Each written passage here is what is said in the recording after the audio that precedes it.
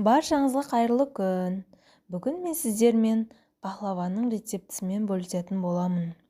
Бұл пахлава песочный болып шығады және азғантай ингредиенттерден тез дайын болатын пахлава болып саналады.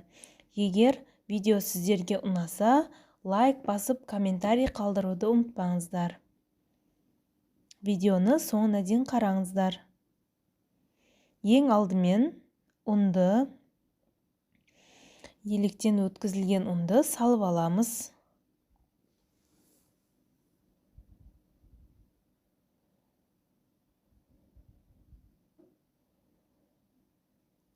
Одан кейін бөлме температурасында тұрған сары майды, қандай май қолдансаңыздар да болады, щедролето болса да, қандай масло болса да болады. Пампушка пайдалансаңыздар да болады. Одан кейін қамыр қопсытқыш саламыз және жақсылап араластырамыз барлығын. Майымыз ұнмен араласып, майда түйіршік болу керек. Одан кейін жұмыртқаның сарысын салып араластырамыз. Бізге сүт болса да, айран болса да болады. Салып, сүтімізді немесе айранымызды салып, жақсылап қамыр болғанша елейміз, басамыз. Осылай әдемі, қатты да емес, жұмсақ та емес, орташа қамыр болады бізде. Оны пакетке салып, жарты сағат тындырып қоямыз. Қамырымыз осылай әдемі болып шығады. Одан кейін осы қамырды 4 бөлікке бөліп аламыз. Бірдей 4 бөлікке бөлеміз. Мен көз мөлшерімен кесемін. Егер сіздер бірдей шықсын десеңіздер, таразымен бөлшеп кессеңіздер де болады.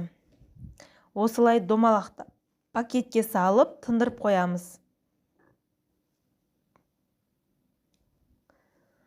Қамырымызды өзімізге қажетті формаға келтіріп жаямыз. Егер сіздерде противень 4 бұрыш болса, 4 бұрыш қылып жайсаңыздар да болады, домалақ жайсаңыздар да болады. Ол өздеріңіздің ыңғайларыңызға байланысты. Осылай әдемі қылып, жұқа қылып жаямыз. Менде противень домалақ болғаннан кейін мен домалақ етіп жайдым. Шанышқының көмегімен осылай басып шығамыз. Екі жағын қызартып пісіріп аламыз. Енді жұмыртқаның ақуызын 3-4 қасық қантпен қосып, жақсылап араластырамыз.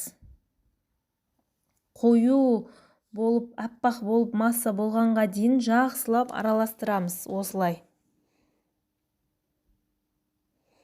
Екі жағы қызыл болып піскен жаңағы қамырымыздың үстіне ақуызды салып, бір тегіс қылып жайып шығамыз. Осылай көрсетілгендей бірдей қылып жайып шығамыз. Біз ақуызымызды 3 коржға пайдаланамыз, сондықтан сіздер көз мөлшерімен 3-ке бөліп алыңыздар ақуызды. 4-ші коржға жақпаймыз. Тағы салып, үсті қызарғанша үстін тағы пісіріп аламыз осылай. Корждарымыз қып-қызыл болып, осылай әдемі болып піседі.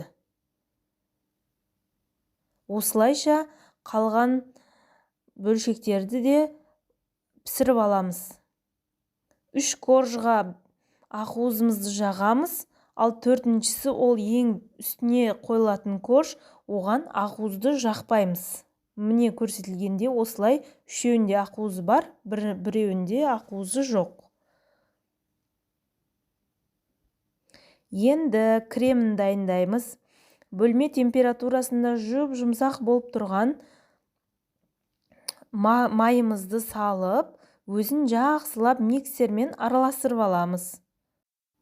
Майымыз осылай әдемі болып араласқаннан кейін біз қара қоюлатылған сүтті, яғни сгущенкамызды салып, екеуін әдемі масса болып араласқанға дейін еземіз миксермен. Осылай түсі де әдемі түс болып шығады, әдемі қоңыр болып шығады. Жақсылап екеуін араластырамыз. Міне осындай крем дайын болады бізде. Негізі сіздер варенка деген сгущенканы пайдаланғандарыңыз дұрыс. Түсі осылай әдемі болып шығады. Енді кождарымызды осы кремді 4-ке бөліп аламыз. Барлығына бірдей мөлшерде жететіндей етіп, осылай кремімізді жағып шығамыз. Ортасына мен осындай жаңғақты майдалап алдым. Блендер болса блендермен езсеңіздер де болады. Болмаса өздеріңіз қолмен езсеңіздер де болады. Арасына мейіздер қоссаңыздар да болады. Ол өздеріңіздің қалауларыңызға байланысты. Осылайша бірінен кейін бірін кождарды жақсылап креммен, одан кейін үстіне жаңғақты, грек жаңғағын сеуіп, кождарымыздың жинап шығамыз. Ас болсын, осылай әдемі, песочный, дәмді және оңай дайындалатын пахлава дайын болады сіздерде. Видео ұнаса, лайк басып, комментарий қалдырыңыздар және менің каналыма тіркеліңіздер.